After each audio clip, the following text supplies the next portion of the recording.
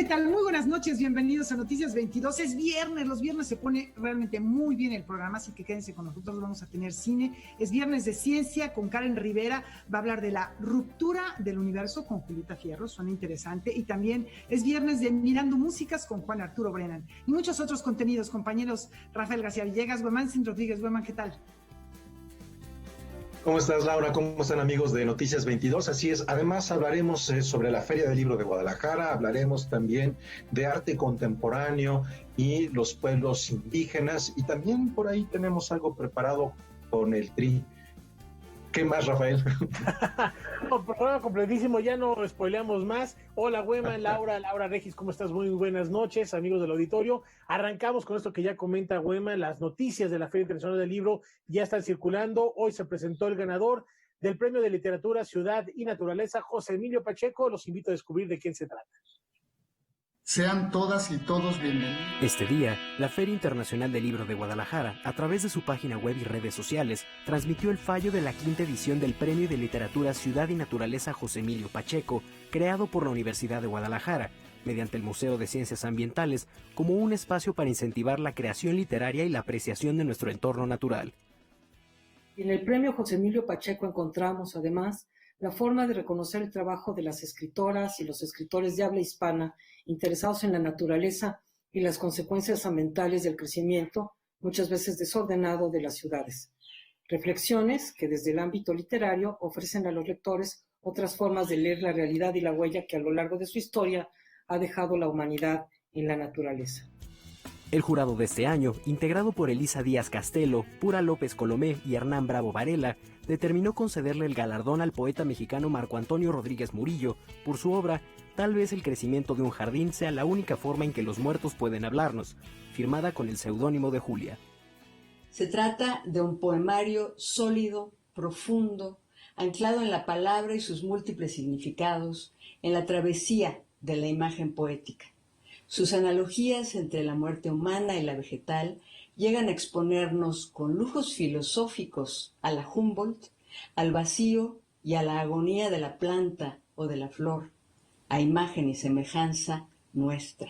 Yo le tenía puesto muchas esperanzas al poemario, lo venía trabajando desde hace varios años y a partir de ciertas inquietudes que yo tenía, ¿no? Con la muerte, ¿a dónde vamos cuando morimos? Es una respuesta, es el gran vacío que tiene la humanidad, ¿no? Y a la manera en la que nosotros respondamos a ese vacío, podemos saber cuál es nuestro paso para este planeta, qué es lo que nosotros tenemos que hacer en este planeta. En esta edición se recibieron 134 trabajos provenientes de 12 países: Argentina, Chile, Colombia, Ecuador, España, Estados Unidos, Francia, México, Puerto Rico, Suecia, Uruguay y Venezuela. El ganador recibirá un monto de $10,000 estadounidenses y verá publicada su obra. Con información y texto de César H. Meléndez, Rodrigo Peredo, Noticias 22. Bien, así es. El día de mañana habrá esta conferencia de prensa virtual para entregar este reconocimiento. Y vamos a otras actividades que más o menos hace unos 2 años adelantamos aquí en Noticias 22, porque ayer comenzó el ciclo virtual Ixpatla. Es un seminario propuesto por el antiguo Colegio de San Ildefonso, donde se estudia y se analiza la relación entre los conceptos de las culturas indígenas y la producción de obras artísticas contemporáneas. El Colegio de San Ildefonso es considerado la cuna del muralismo. En sus paredes se puede observar la presencia indígena en la pintura, con el objetivo de reivindicar la relación que existe entre el arte contemporáneo y los pueblos originarios. El recinto impulsa el seminario Ixpatla, que significa en náhuatl mirar a través del otro, con la que se busca entender la realidad y complejidad del arte contemporáneo indígena, sus temáticas, procesos creativos y planteamientos actuales a partir de su reconocimiento individual y colectivo. En realidad, el arte moderno, digamos el arte contemporáneo, está profundamente vinculado digamos, a culturas originarias. En el caso de nosotros, del Colegio de San Ildefonso, nos ha parecido muy interesante ligar esto con la propia historia del edificio. Si uno observa el muralismo, se dará cuenta que el movimiento muralista fue también un reencuentro, un encuentro con las raíces de México y con las culturas indígenas. Los artistas como Jean Charlotte pintaron la caída de Tenochtitlan o la masacre en el Templo Mayor. Otros como Fernando Leal pintaron el sincretismo a través de los danzantes de Chalma. Orozco, Cortés y la Malinche, la Revolución Mexicana, la Trinchera. Diego Rivera convirtió al indígena, al campesino, en el sujeto de su mirada. Pero si uno mira ese momento hace 100 años, se da cuenta también de un hecho que es insoslayable. No son indígenas. Los indígenas son objetos del arte, son mirados por el arte, pero no son los artistas y no se miran a sí mismos ni se interpretan a sí mismos. Con la mirada de especialistas, Quixpatla busca exponer este proceso histórico, social y de conciencia colectiva en el que los pueblos indígenas muestran su resistencia, transformación y reinterpretación de la realidad.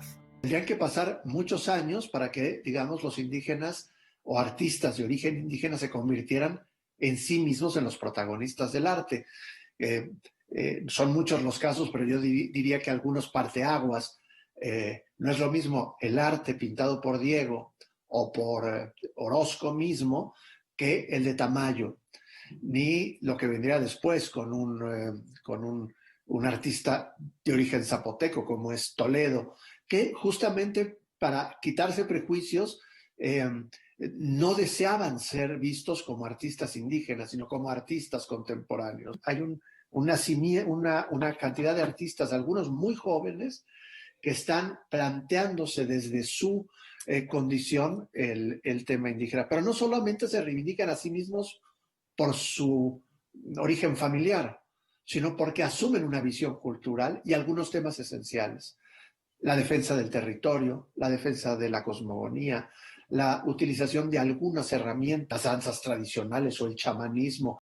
Es decir, involucran las formas culturales que les son propias para crear una nueva interpretación, que no es un arte ya solo comunitario, un arte tradicional, sino un arte que dialoga con el mundo contemporáneo y que se mira frente a los artistas contemporáneos como iguales.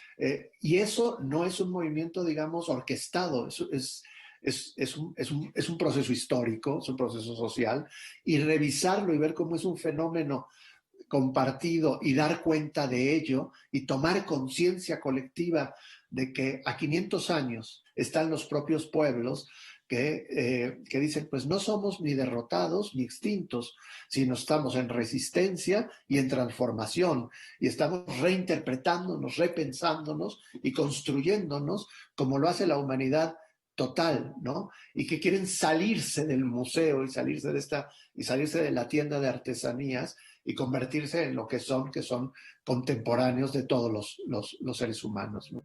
El seminario se desarrolla en plataformas virtuales del colegio y se pueden seguir en vivo a través de sus redes sociales de YouTube y Facebook y hasta el 26 de abril del 2021. Con información de Guadalupe Alonso, Noticias 22, Óscar Cortés.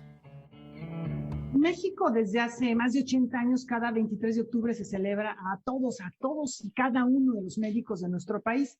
En tiempos como los que estamos viviendo y dada la cantidad de vidas que están salvando en estos momentos día a día, todo el personal médico, todo el personal de salud, es importante reconocer su labor. Arnoldo Kraus compartió para los micrófonos de Noticias 22 cómo se vive esta conmemoración este día en tiempos de pandemia. Desde 1937 en México, el 23 de octubre se celebra el Día del Médico. La conmemoración busca reconocer la labor de todos los médicos que ofrecen su conocimiento y vocación en servicio de la sociedad. Durante la pandemia a causa del COVID-19, los médicos y demás personal de salud han estado al frente de la batalla. A pesar de ello, a los ojos públicos en ocasiones han pasado desapercibidos.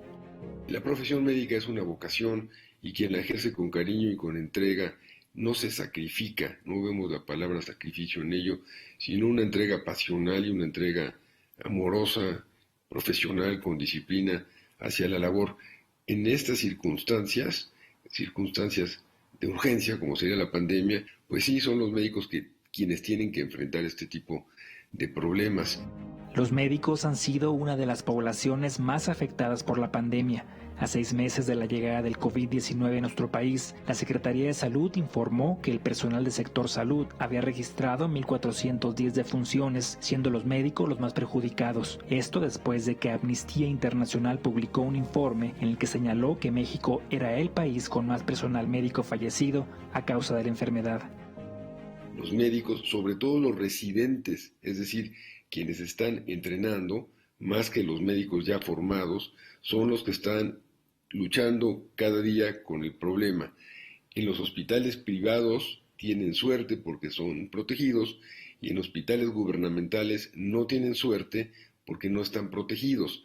De ahí lo que se ha dicho, que en México, habría que corroborarlo, imposible saberlo, es el país donde más personal de salud han fallecido o han contactado, se han contagiado, del virus. Al inicio de la pandemia, donde no conocíamos la capacidad mortal y agresiva de COVID-19, y muchos de ellos pues ahora son víctimas de depresión, de ansiedad y de angustia y reciben este tipo de tratamiento, ya sea por el número de muertos o por las incapacidades del Estado. Aquí incluiría a nuestro país en tener todos los insumos adecuados para confrontar la pandemia.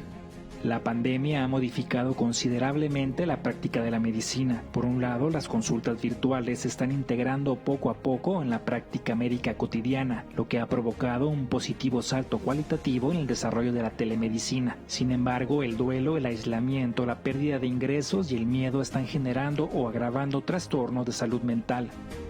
Ha cambiado la práctica de la medicina y también una lección es darnos cuenta cómo un pequeño virus, los virus son infinitamente pequeños, ha destrozado mucho de nuestro concepto médico actual, de su eficacia, de sus saberes, de sus posibilidades de mejorar un sinnúmero de situaciones. En esta ocasión, el virus es quien nos ha confrontado y por supuesto que ha ganado la batalla COVID-19.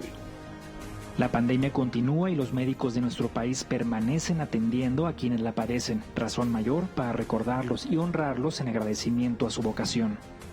Noticias 22, Omar Vera. Ahí están como primer frente de batalla en este momento tan difícil que vive el mundo. Siempre han tenido nuestro reconocimiento y hoy más que nunca, muchas gracias. Vamos a hacer una brevísima pausa. Continuamos en Noticias 22.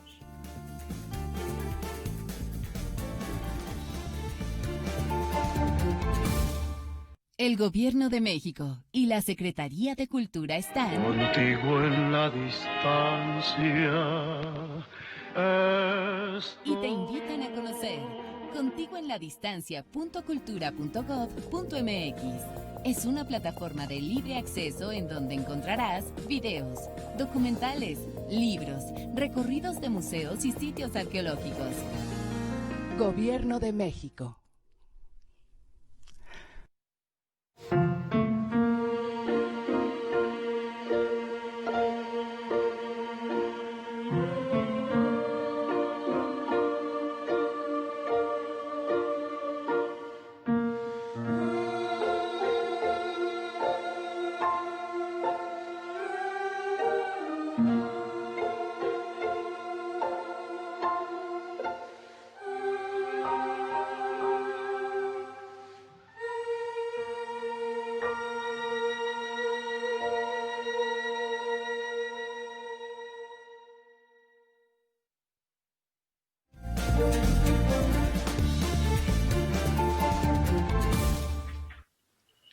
Este domingo a las 10:30 de la noche, Canal 22 va a transmitir Cobrador In God We Trust, con motivo del reciente fallecimiento del que les informamos aquí en Noticias 22 del cineasta mexicano Paul Leduc.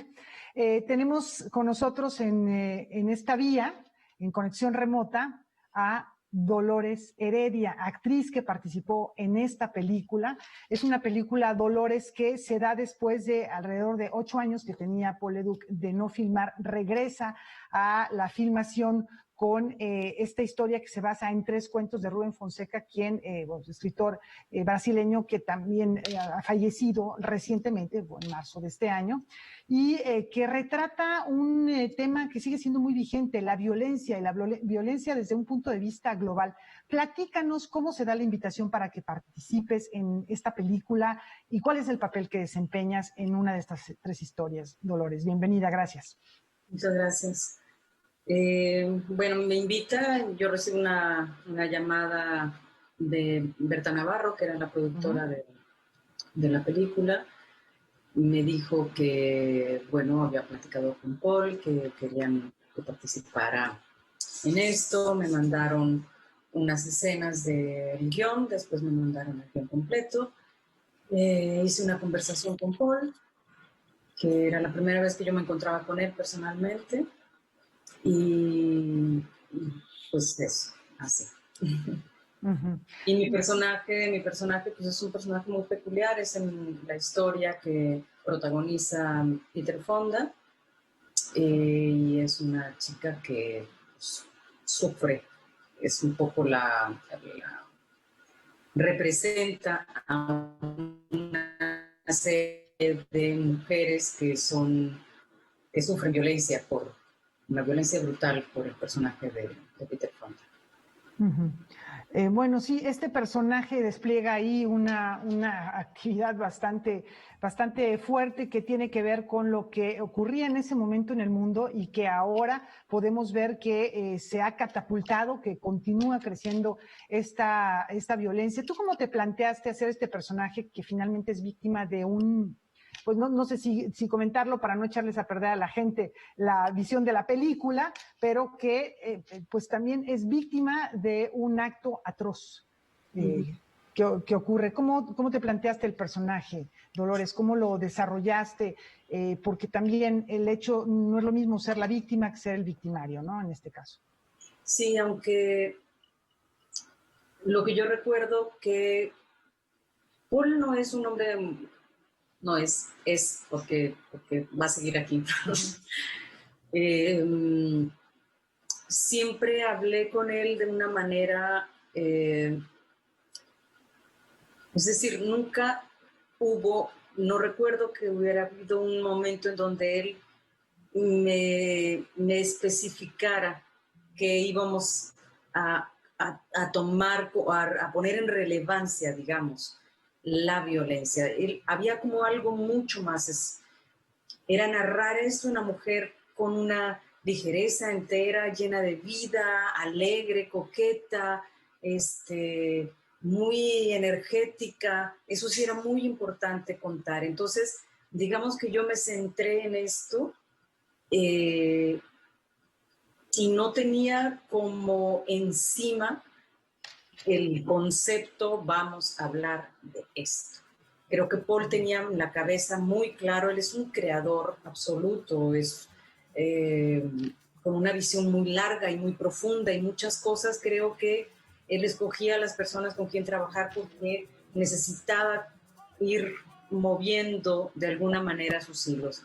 Con Paul no había otra manera, siento, de trabajar que entregarse, confiar plenamente en lo que él iba a hacer y en su arte y en la profundidad de sus ideas. Y entiendo que entonces también fue un trabajo un tanto intuitivo, porque tanto los cuentos de Rubén Fonseca como en el trabajo de Paul Leduc, puede haber de pronto ahí ese cierto humor negro dentro de la situación tan dramática que puede haber si existe estos tintes. A veces no es tan fácil encontrar o poder, no encontrar, sino poder definir el registro, porque viaja por registros muy, muy distintos, ¿no? Y es el caso también de Cobrador in God We Trust. Sí, creo que ahí está la fuerza de la película. De hecho, es una película, desde el guión era muy difícil leerlo porque no es un guión tradicional en lo más mínimo. Y creo que los editores también trabajaron muy arduamente para poder, con Paul de la mano, pero poder seguir construyendo. Creo que hasta en la edición se fue plasmando y construyendo el poema, digamos, ¿no? Entonces, me recuerdo, por ejemplo, los encuentros que tuvimos con Peter Fonda, cómo ensayamos con él, la elegancia, la pulcritud de Peter Fonda, que él era mucho así también, pero esa elegancia y pulcritud era bien importante que su personaje la extendiera, la pusiera por enfrente. Entonces, de pronto puede ser mucho más sorpresivo y mucho más descarnado, desde mi punto de vista, y creo que Paul buscaba un poco eso también. No mucho más cruel, mucho más sorprendente cuando ves que pues, un asesino no es necesariamente ese hombre que nos imaginamos con pelos y horrendo y yo qué sé, ¿no? Que lo ves y dices, este hombre es un violento, pues muchas veces nos equivocamos. Esos violentos son justamente seres humanos comunes y corrientes. Y bueno, pues ahí hay otros temas que seguramente nuestro público va a ir detectando al ver esta transmisión de Canal 22, que es imperdible el domingo a las 10:30 de la noche, temas que tienen que ver también con el dinero, la desigualdad, el valor que le damos a esto, la monetizada que está la sociedad y que, bueno, han pasado ya varios años de la filmación de esta película y como toda buena obra de arte sigue diciéndonos cosas y sigue siendo universal. Dolores Heredia, muchísimas gracias por esta presencia en Noticias 22, que es también para recomendarle a todo nuestro público que no se pierda la película si no la han visto y si no, bueno, pues es una buena oportunidad para verla de nuevo. Muchas gracias, Dolores. Muchas gracias a ustedes. Y muy buenas noches. Rafa, vamos a cambiar drásticamente de tema, pero bueno, ya está hecha ahí la recomendación a no perderse esta cinta que transmite Canal 22. Tú nos tienes algo de ciencia que está muy enigmático, caray. Enigmático, y es algo que se ha debatido mucho desde el origen del Big Bang. ¿Qué va a pasar después si la galaxia sigue creciendo, sigue aumentando? ¿Hasta dónde va a llegar? ¿Se va a romper el universo? De esto nos platica esta noche en Liminal, la ciencia del movimiento, Karen Rivera.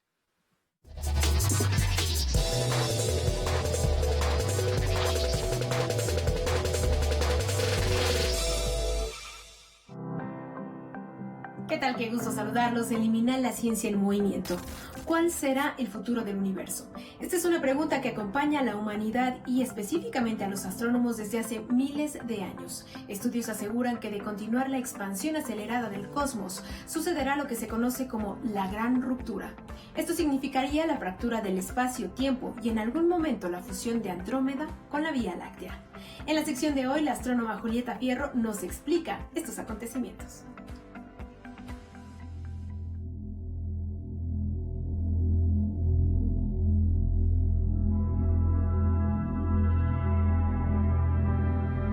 Vivimos en un universo en expansión, se está dilatando el espacio y el tiempo. Y esto hace que todos los objetos, todas las galaxias, los objetos grandes del universo, se vayan alejando unos de otros. En épocas más recientes se ha descubierto que el universo se está acelerando. Cada vez se mueve más y más y más y más rápido. Y de continuarse esta aceleración, llegará un momento en que la aceleración sea tan grande que se van a fragmentar los objetos, se van a fragmentar no solo los mundos, sino los átomos mismos. Este proceso de aceleración y fragmentación de objetos es lo que se conoce como la gran ruptura. El universo empezó su expansión hace casi 14.000 millones de años y sus componentes principales son 70% de energía oscura, que aún se desconoce, 26% de materia oscura, que se piensa es la encargada de mantener unidas a las galaxias, y un 5% de materia bariónica, aquella de la que están hechos los planetas, las estrellas y los humanos. Su expansión acelerada se le atribuye a la energía oscura que domina el cosmos.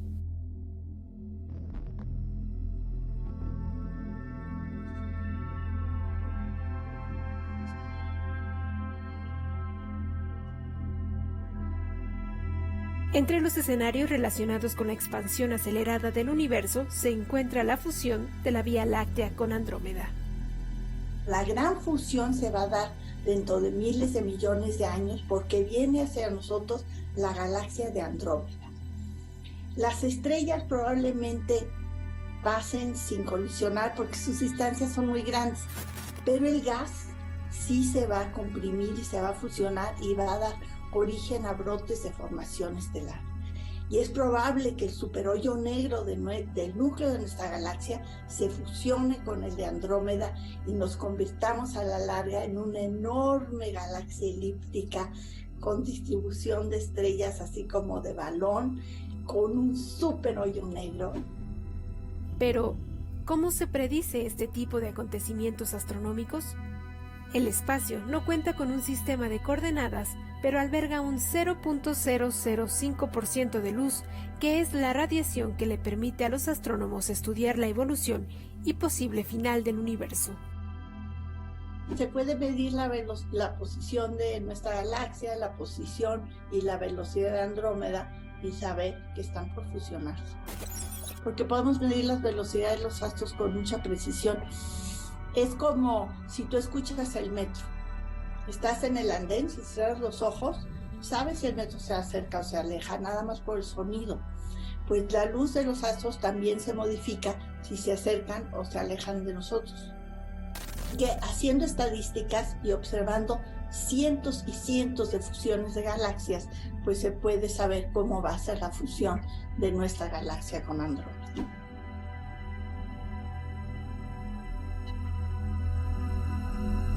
Existen varios escenarios de lo que Julieta Fierro llama el fin del universo. Uno de ellos, por ejemplo, sería la creación de una burbuja de vacío en el espacio que acabaría con todo lo que nos rodea. Lo cierto es que nosotros no seremos testigos de estos sucesos y que tanto en la ciencia como en la astronomía se hacen propuestas que se rectificarán en el camino. Hasta aquí la información. Hasta la próxima. Bien, después de esta visión del tiempo, vamos a algo mucho más inmediato. Vamos a hacer una pausa y queremos hacerles una atenta invitación para que mañana, 24 de octubre, en la plataforma de streaming Filmin Latino, se pondrá a disposición del público la película Las Buenas Hierbas de María Novaro, completamente gratis. En esta película nos acercaremos a la química del cerebro, las emociones humanas y ese maravilloso mundo que es la herbolaria mexicana.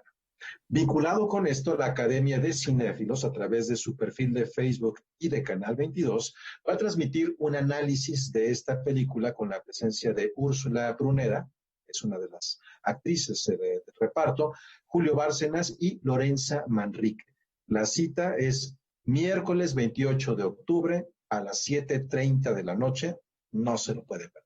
Ahí está la invitación. Vamos ahora también con otra invitación, como todos los días lo hacemos en este espacio informativo, terminando Noticias 22, no se pierda Debate 22, y cada viernes, ya sabe, Álvaro Cuevas, el encargado de cerrar la semana. Hoy a las 9 de la noche va a recibir a María José Bacín y a Pau Montagud para hablar de los primeros 15 años del Festival Internacional de Cine Documental Docs MX. No se lo pierda terminando este espacio informativo.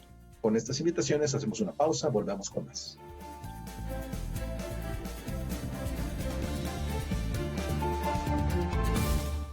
Pero te peinas, ¿eh? En 30 años, millones de personas nos hemos peinado para la foto y hoy somos parte de un padrón electoral confiable. La camaleonina no cambió, pero tu INE sí, y hoy cuenta con más de 20 medidas de seguridad. Millones de personas no escuchamos un "te lo dije" y pudimos votar. En 30 años, la ciudadanía y el INE hemos construido nuestra democracia. Hoy estamos preparados para la elección más grande de nuestra historia que se llevará a cabo en 2021. Contamos todas, contamos todos. INE.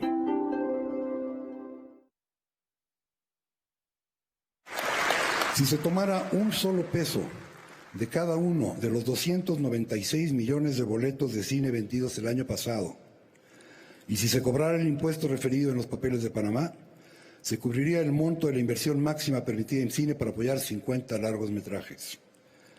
Si se llega a hablar de recortes presupuestales, allí hay un camino explorable.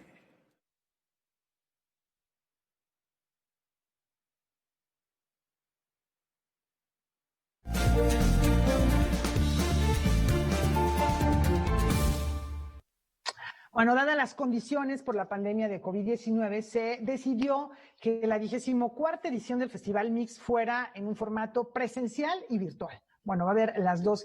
La inauguración es en el Teatro de la Ciudad Esperanza Iris. Solamente una cosa, el pelo. Con la proyección de la película Las apariencias engañan y con homenajes a Jaime Humberto Hermosillo e Isela Vega, el próximo 27 de octubre arranca la 24ª edición del Festival Mix, Cine y Diversidad Sexual. La ceremonia de inauguración se realizará de manera presencial en el Teatro de la Ciudad de Esperanza Iris.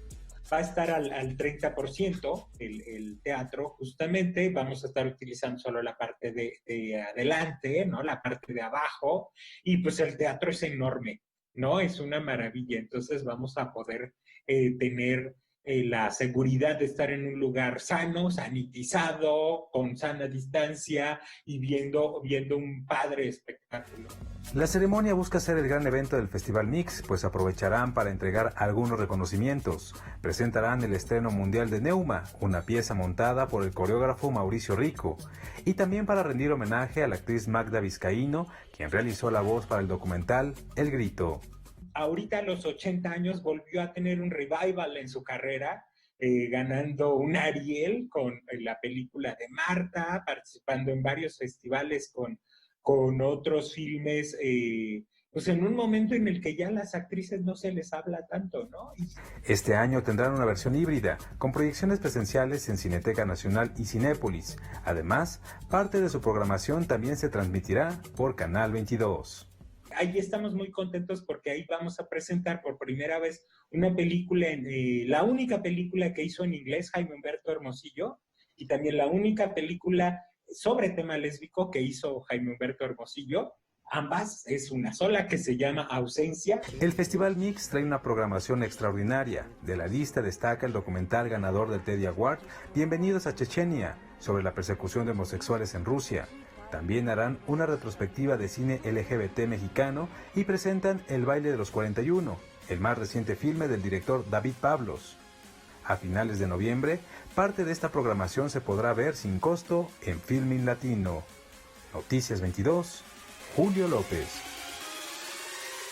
Ahora hagamos un poco de historia en la memoria de la música del rock en nuestro país.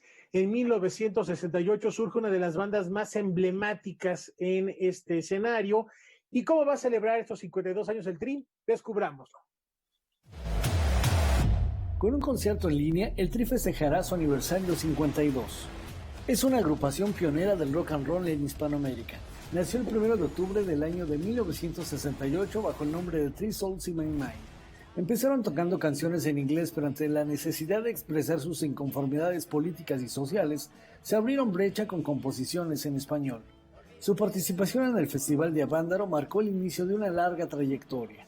Desde entonces, la banda mexicana ha grabado 52 discos y vendido más de 30 millones. Han recorrido todo el territorio mexicano y varios países del mundo con sus canciones que narran historias de la sociedad mexicana.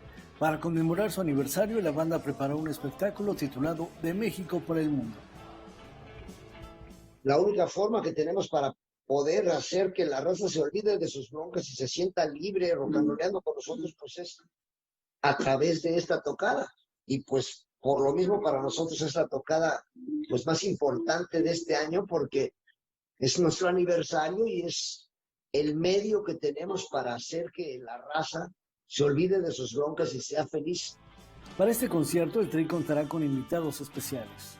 Entonces tenemos a La Renga, tenemos a Flor Amargo, tenemos a Margarita, la diosa de la cumbia, tenemos a Secan, el rapero, tenemos a Sabo Romo, tenemos a Mario Bautista, en fin, tenemos todo tipo de invitados de diferentes géneros que van a ser felices rocanroleando con nosotros y que nosotros pues vamos a ser felices rocanroleando con ellos. Alex Lora asegura que hará un recorrido por toda su trayectoria. Será un concierto que dure más de 3 horas y estará disponible en una plataforma con tecnología de alta definición.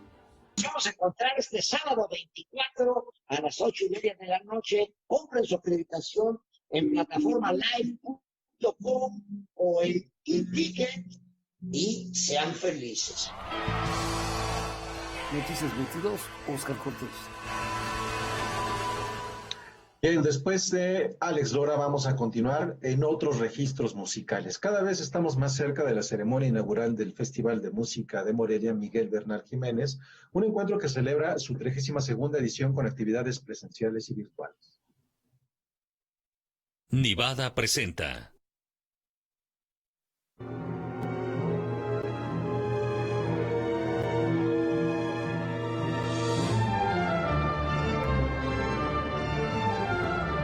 El programa, la verdad, de inauguración está increíble porque es la segunda sinfonía de Beethoven, pero después es música mexicana, ¿no? ¿Por qué? Porque hay que hacer este tema festivo. Al final, la misma imagen de este año, todo es, bueno, la música, con música la vida cambia, y el poder llevar esta alegría a los hogares a través de una plataforma, a través de la tele, con ustedes transmitiendo. Bueno, pues es eso fue realmente cómo se generó el programa. Sí tuve yo mucho ahí como mano por el consejo, porque sí les decía, necesitamos que sea muy festivo. En un formato virtual y presencial, tomando todas las medidas de seguridad, se realizará el 32º Festival de Música de Morelia, Miguel Bernal Jiménez. La Orquesta Sinfónica de Aguascalientes, ¿no? Tenemos al gran pianista, a Bosisnitz, que, bueno, pues al final con Shari Mason van a hacer un concierto hermosísimo de sonatas de violín y piano de Beethoven. Tendremos, por supuesto, también al gran chelista, ¿no? Asaf, Korsten, que al final, bueno, también con el pianista Nitz van a poder hacer un programa hermosísimo de también sonatas de cello y piano de Beethoven. El concierto de jazz, la verdad, estos chicos, aunque son muy jóvenes, estos austriacos de Purple is the Color, tienen una calidad extraordinaria.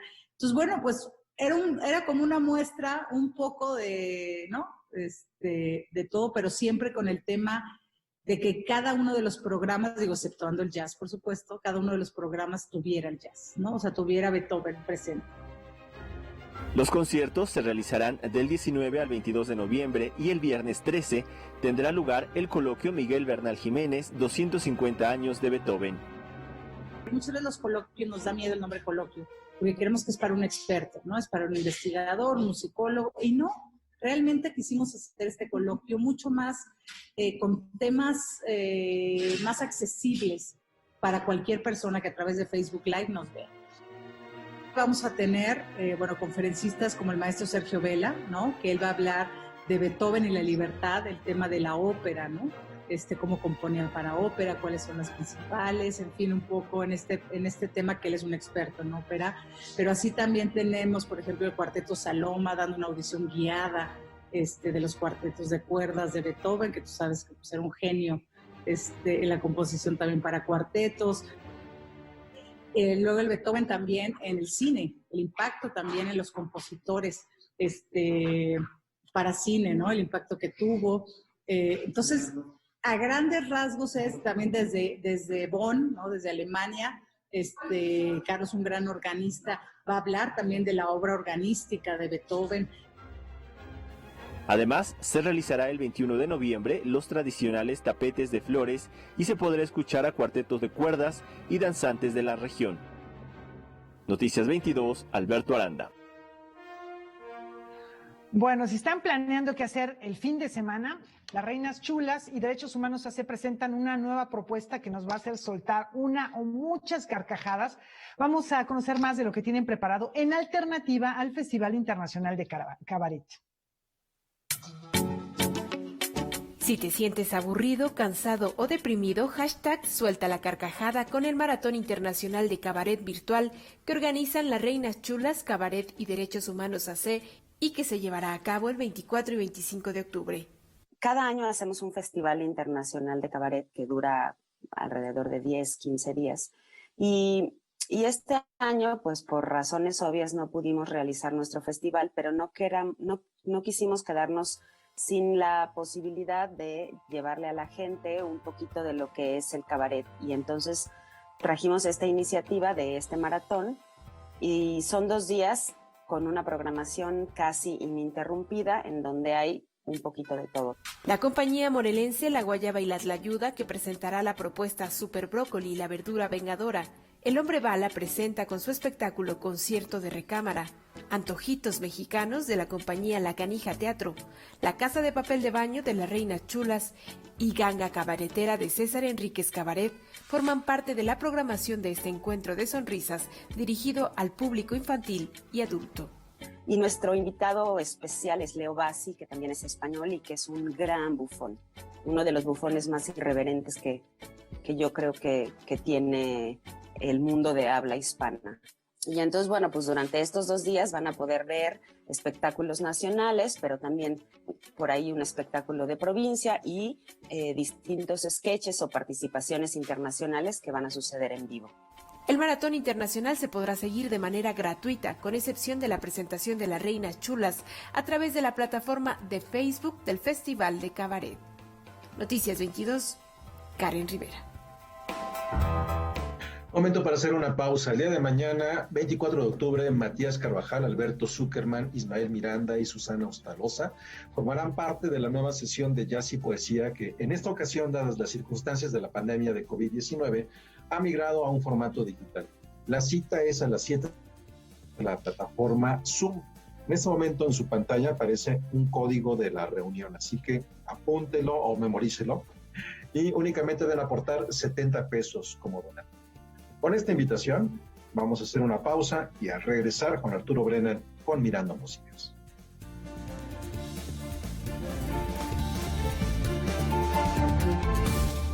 ¿Qué sería realmente del arte sin la locura? Tu mente se va y no sabes realmente cuándo volverás, ¿no? Muchos artistas han sacado partido de ella para crear. Van Gogh, Schumann, Claudel y Virginia Woolf. Y algunos de ellos han realizado grandes obras. No es que estemos locos, es que el ser humano es extraordinario. Locura. Ramón Jenner presenta Esto es Arte. Series estelares. Sábado, 21 horas. Los vamos a dejar con la boca abierta con un programa que vale oro. ¿Por qué? Porque estamos celebrando 15 años de Docs MX y miren por favor quiénes nos acompañan. Se va a poner buenísimo, quédense después del Noti Les Conviene. Es Debate 22. ¡Los esperamos! Hoy, 21 horas, Canal 22. La cultura se ve en todas partes.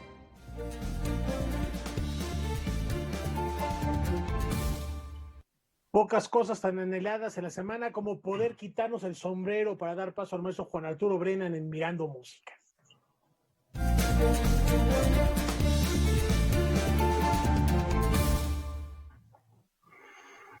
Muy buenas noches a todas y todos. Muy pronto verán ustedes que la materia de Mirando Músicas hoy amerita el formato de cabeza flotante.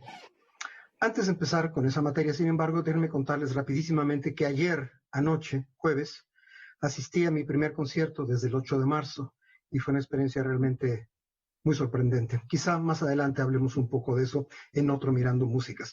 Orquesta de Cámara de Bellas Artes tocó en el Auditorio Blas Galindo y, salvo, me parece, el jueves próximo, el resto de la temporada estará presentándose a las 7 de la noche los jueves la Orquesta de Cámara de Bellas Artes en el Blas Galindo. Revisen las redes de el CENART, las redes de Bellas Artes, entérense y vayan. Volver a escuchar música en vivo es algo realmente formidable en estos tiempos. Y ahora sí, al tema que nos convoca hoy.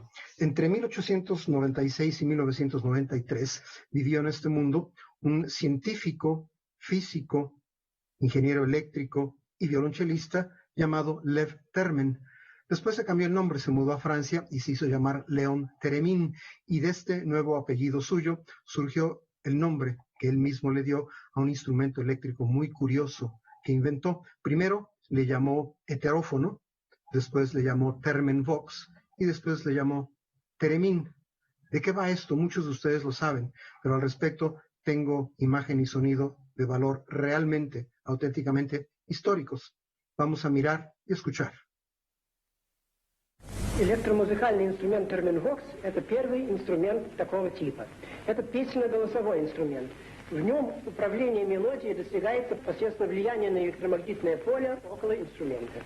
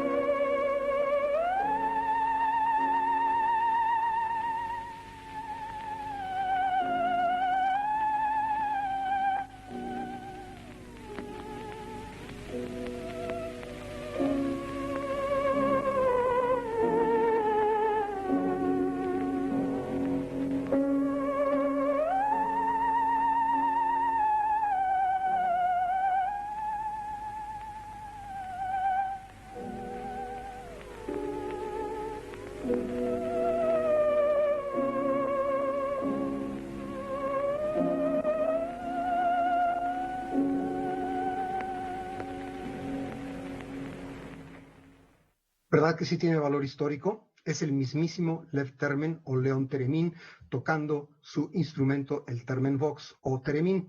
Este individuo inventó ese instrumento en 1919 y esta filmación que ustedes acaban de ver se hizo muy poco después de ello. Así que en este caso no estoy ni exagerando ni haciendo hipérbole al decir que se trata de un trozo de imagen y sonido auténticamente históricos. Ahora, resulta que el Theremin, por razones bastante incomprensibles, yo todavía no las entiendo, tiene mucho menos repertorio original que repertorio de transcripciones y glosas sobre música preexistente. Y esto habría que investigar el por qué. Sí, es un instrumento complicado de tocar y ya lo saben ustedes y los que no se los cuento ahora. La característica fundamental del Theremin es que es el único instrumento en la historia de la música, al menos que yo conozca, que se toca sin tocarlo. El intérprete jamás pone sus manitas sobre el instrumento. Como lo dijo el propio Lev Termen, se trata de alterar con el pase de las manos los campos electromagnéticos que se forman alrededor del instrumento. Respecto a las transcripciones, buscando material para hoy, me encontré una absolutamente fascinante, una transcripción del Lacrimosa del Requiem de Wolfgang Amadeus Mozart, que por cierto fue la última pieza musical que compuso. El resto de las piezas del Requiem las hizo su alumno Franz Xaver Süssmayr. La versión es realmente fascinante. Fue hecha para 4 theremins y un viejo piano, casi tan viejo como yo. Este es Grégoire Blanc interpretando todas las partes de esta transcripción del Lacrimosa de Wolfgang Amadeus Mozart.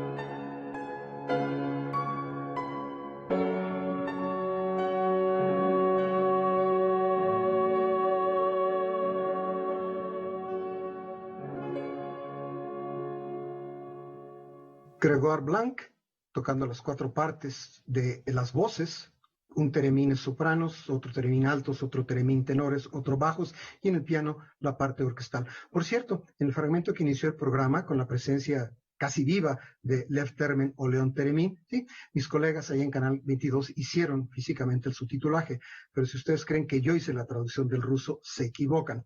Esa traducción se debe a la cortesía de mi amiga, la musicóloga Yelena Borisovna Kopilova. Gracias por la ayuda. Y para concluir, les diré que sí hay algo de repertorio original para Teremín, hay que buscar en las redes, hay algunas piezas de cámara, algunos conciertos para Teremín y orquesta que bien vale la pena escuchar, el sonido es fascinante e insisto, se toca sin tocarlo absolutamente. Y ya para terminar, un clásico de clásicos. Esto, con lo que concluyo Mirando Músicas de hoy, es un súper clásico y todos los trekkies que están por allá afuera mirándome y escuchándome, tanto los asumidos como los de closet, estarán felices. Esta es la tereminista húngara Katica Ilyenyi tocando el tema original de Star Trek, obra de Alexander Courage. Les va a dar nostalgia y a mí también. Gracias a todos, compañeros, amigos, televidentes. Nos vemos aquí el próximo viernes. La Cabeza Flotante se despide de ustedes. Adiós. Adiós, nos vemos el lunes. Buen fin de semana.